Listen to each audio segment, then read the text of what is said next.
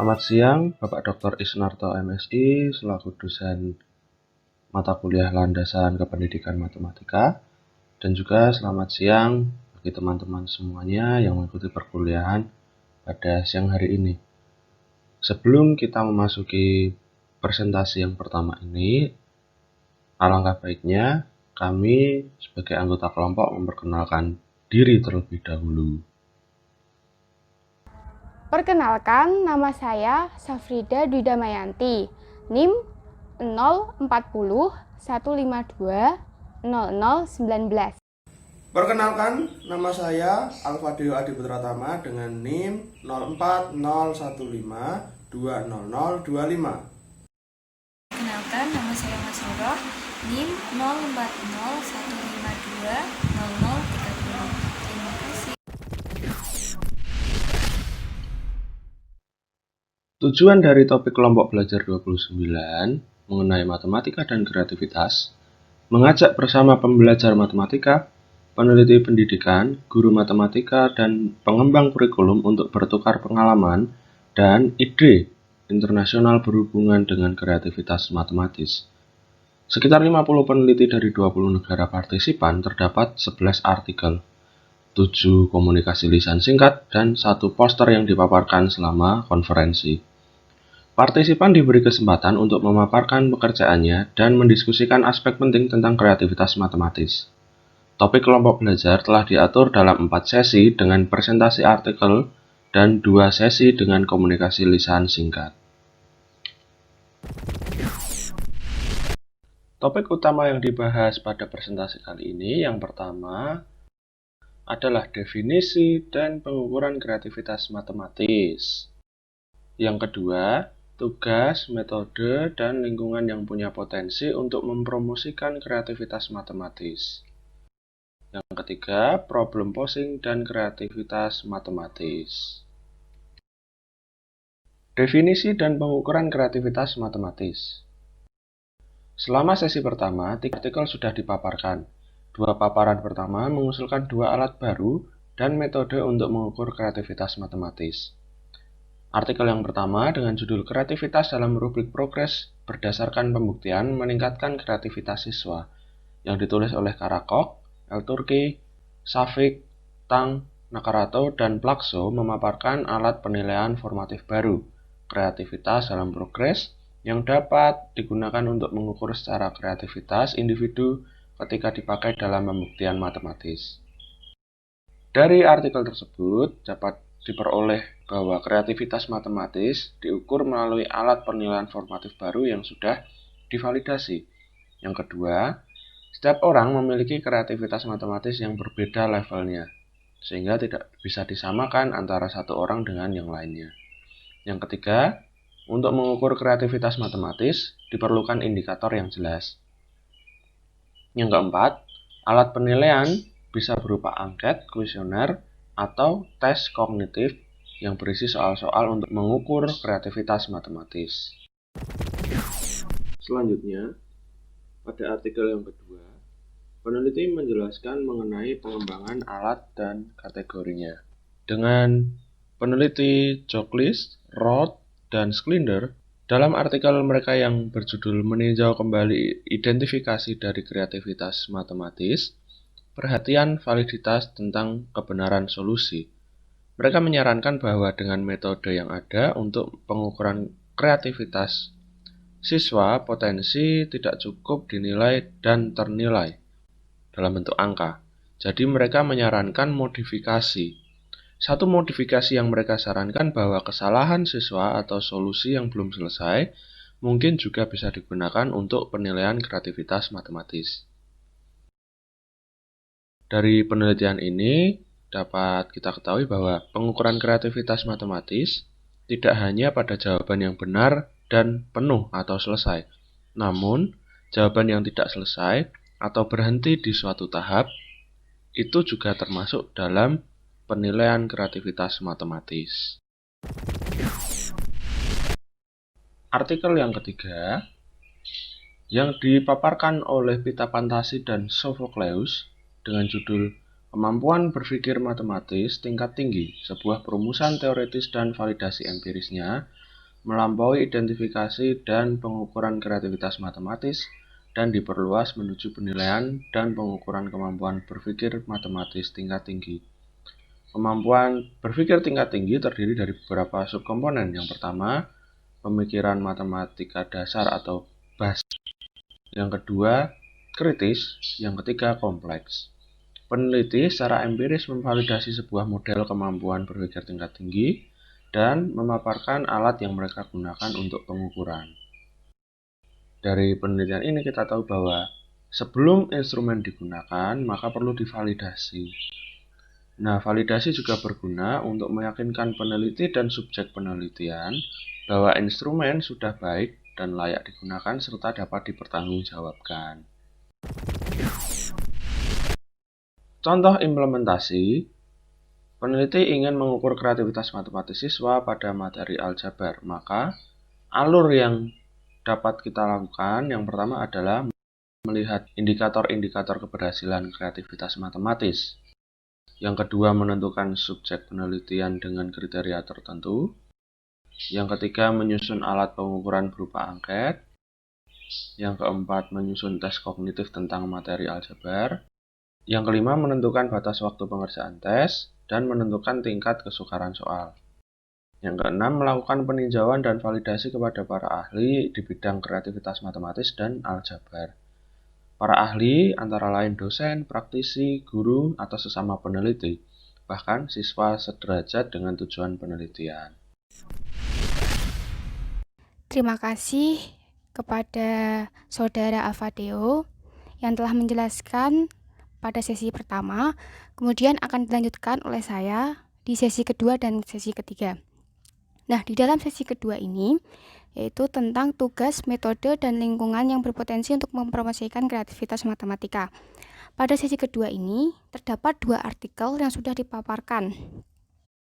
Salah satu artikel yang dilakukan oleh Jasenka dan Semanisinova yang menyajikan atau mempresentasikan jenis kegiatan serta penelitiannya dengan judul mengembangkan fleksibilitas strategi pemecahan masalah di kelas.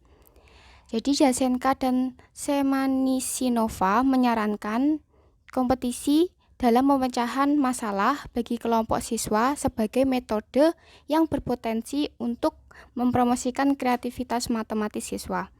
Sehingga dapat dikatakan bahwa salah satu metode yang dapat digunakan untuk meningkatkan kreativitas siswa adalah dengan menggunakan metode pemecahan masalah. Jadi, ketika siswa memberikan solusi inovatifnya, kreativitas matematis yang dimiliki siswa akan terlatih dengan sendirinya. Kreativitas matematis yang dimiliki siswa akan muncul dan terlihat dengan sendirinya ketika siswa tersebut memecahkan masalah. Kemudian dengan adanya 5 penawaran masalah yang diberikan, tentunya di sini para peneliti berharap siswa dapat mengembangkan kreativitas matematikanya pada setiap masalah tersebut dengan strategi-strategi yang sesuai dengan apa yang mereka ketahui sebelumnya. Nah, kemudian untuk artikel yang kedua itu disampaikan oleh Alex Friedlander. Nah, beliau dalam artikelnya yang berjudul beberapa jenis tugas yang mempromosikan kreativitas. Beliau mengklasifikasikan dan menggambarkan berbagai jenis tugas yang berpotensi untuk meningkatkan kreativitas matematis siswa. Dia menyarankan bahwa tugas-tugas yang dapat meningkatkan kreativitas dapat melibatkan beberapa atau semua tindakan sebagai berikut. Yang pertama itu adalah perencanaan, kemudian implementasi rencana, revisi, penemuan prosedur baru, refleksi, dan produksi pengetahuan baru. Nah, untuk itu, ketika siswa melibatkan beberapa atau bahkan semua tindakan tersebut, maka disitulah kreativitas matematis yang dimiliki siswa akan terlatih, serta kreativitas matematis yang dimiliki siswa akan muncul dan terlihat. Kemudian, untuk yang sesi ketiga ini masih sama seperti sesi kedua, yaitu membahas tentang tugas, metode, dan lingkungan yang berpotensi mempromosikan kreativitas matematika. Nah, dalam sesi ketiga ini, para peneliti melanjutkan diskusi tentang tugas, metode, dan lingkungan yang dapat digunakan untuk mengembangkan kreativitas matematis. Yang pertama, itu adalah artikel yang dipublikasikan oleh Moraova dan Novotná yang berjudul Ornament dan Tessellation mendorong kreativitas di kelas matematika. Nah, di sini mereka bereksperimen dalam pengajaran dari proyek M3EAL, di mana M3EAL ini adalah multikulturalisme, migrasi, mathematics, education, and language, yang bertujuan untuk mengembangkan kreativitas matematika pada murid migran dan murid dengan latar belakang sosiokultur yang berbeda. Nah, menurut kelompok kami, eksperimen pengajaran dari proyek M3EAL ini cocok untuk diterapkan di Indonesia. Ketika siswa dihadapkan dengan heterogenitas budaya di kelas mereka, siswa akan lebih tertarik untuk mengetahuinya. Ini dikarenakan budaya tersebut berada di lingkungan sekitar mereka, bahkan berada pada kehidupan keseharian mereka. Sehingga hal tersebut dapat menumbuhkan kreativitas matematis siswa. Kemudian untuk studi penelitian yang kedua dalam sesi ketiga ini dilakukan oleh El Sahili, El Sharif, dan Kanafer yang menyelidiki kreativitas matematis dalam pendidikan menengah. Dengan artikel mereka yang berjudul Kreativitas Matematika, Tautan yang Tidak Terduga, mereka menyarankan bahwa siswa sekolah menengah dapat memecahkan masalah matematika dengan cara non-tradisional yang membutuhkan pembentukan jembatan tersembunyi antara domain matematika yang berbeda atau ide yang berbeda dari pandangan pertama. Nah, di sini siswa sekolah menengah dapat dilatih untuk memecahkan masalah matematika dengan cara yang berbeda dari sebelumnya, yang membutuhkan penemuan antara domain matematika yang berbeda atau ide yang berbeda dari pandangan sebelumnya, bahwa kemampuan ini tidak dibatasi hanya untuk matematikawan profesional saja atau hanya untuk siswa matematika pascasarjana, tetapi siswa di tingkat sekolah menengah juga dapat memilikinya. Ketika kemampuan ini juga diterapkan pada siswa di tingkat menengah, maka kreativitas matematika dapat ditumbuhkan sejak sedini mungkin. Nah, kemudian untuk studi penelitian yang terakhir di dalam sesi ketiga ini disajikan oleh Asmus dan Fritz Lahr yang berfokus pada kreativitas matematika di sekolah dasar dan lebih khusus lagi pada proses penemuan siswa sekolah dasar. Di dalam artikel mereka yang berjudul Kreativitas Matematika di Sekolah Dasar, Asmus dan Fritz Lahr juga berpendapat bahwa siswa berbakat sekolah dasar tidak hanya dapat memecahkan dan menimbulkan masalah, tetapi juga dapat dengan sengaja atau bebas membuat objek matematika baru. Nah, di sini untuk menumbuhkan kreativitas matematika yang dimiliki siswa dapat menggunakan berbagai metode. Nah, dalam kasus ini metode yang digunakan adalah metode penemuan. Ini sangat baik untuk menumbuhkan kreativitas matematis siswa. Dikarenakan ketika siswa berusaha menemukan sendiri solusi dari sebuah masalah, maka mereka menggunakan kemampuan yang dimilikinya dengan berbagai tindakan, sehingga siswa akan lebih mengingat persoalan tersebut. Dan jika hal tersebut ditanamkan sejak sedini mungkin, maka siswa akan terbiasa untuk berpikir kreatif. Nah, kemudian contoh implementasi dalam sesi ini yaitu peneliti ingin mengukur kreativitas matematis siswa dapat menggunakan pemecahan masalah, di mana dalam pemecahan masalah ini dapat yang pertama meningkatkan minat siswa untuk mencoba menyelesaikan masalah dan meningkatkan kemampuan kreativitas matematis. Yang kedua, mengembangkan kemampuan kreativitas matematis matematis pada diri siswa sesuai dengan kemampuannya untuk memecahkan masalah. Kemudian yang ketiga, membuat siswa dapat menyelesaikan masalah dalam lebih dari satu cara. Yang keempat, mengembangkan kemampuan siswa untuk memilih strategi penyelesaian yang sesuai. Yang kelima, mengembangkan kemampuan siswa untuk mengimplementasikan strategi dalam penyelesaian secara akurat. Dan yang terakhir, meningkatkan kemampuan siswa untuk memperoleh jawaban yang lebih tepat dari permasalahan dan memungkinkan untuk menemukan cara tersendiri. Selanjutnya akan disampaikan oleh Saudari Masruroh. Kepada Saudari Masruroh dipersilahkan. Sesi 4. Pengajuan masalah atau problem posing dan kreativitas matematis. Topik sesi terakhir adalah problem posing dan kreativitas matematis. Dalam sesi ini, 3 artikel dipresentasikan. Secara khusus, dalam presentasinya artikel Remarks on Creative Posing of Problems, Pro and Contra, Kasuba membahas tentang creative posing dan desain dari masalah matematika dan apa yang secara spesifik harus dimasukkan ke dalam rumusan masalah. Sophocleus dalam artikelnya Kemampuan Problem Posing Matematika dan Berpikir Kritis dalam Matematika menyelidiki hubungan antara kemampuan problem posing siswa sekolah dasar dan berpikir kritis mereka dalam matematika. Dalam presentasi mereka tentang artikel fleksibilitas guru prajabatan dalam masalah yang diajukan di lingkungan yang berbeda, Daher dan Enobushi mempresentasikan hasil dari dampak dari 4 lingkungan berbeda yang bertujuan untuk mempromosikan fleksibilitas guru prajabatan dalam mengajukan masalah. 4 lingkungan yang berbeda adalah yang pertama dengan teknologi dan dengan strategi, bagaimana jika tidak, how if not. Yang kedua, dengan teknologi tetapi tanpa strategi, bagaimana jika tidak, how if no. Yang ketiga, tanpa teknologi tetapi dengan strategi, bagaimana jika tidak, how if no. Yang keempat, seseorang tanpa teknologi dan tanpa strategi, bagaimana jika tidak, how if no.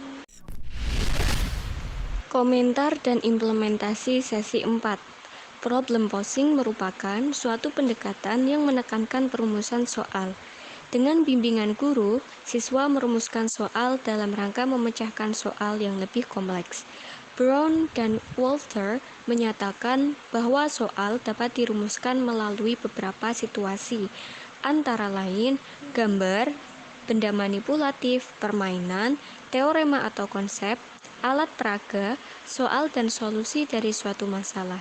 Menurut kelompok kami, melalui pengajuan masalah atau problem posing dalam pembelajaran matematika, siswa dapat membuat soal sendiri dalam berbagai macam situasi yang tidak jauh berbeda dengan soal yang diberikan oleh guru, sehingga pengajuan masalah atau problem posing dapat mengembangkan kemampuan berpikir kritis dan kreatif matematis siswa.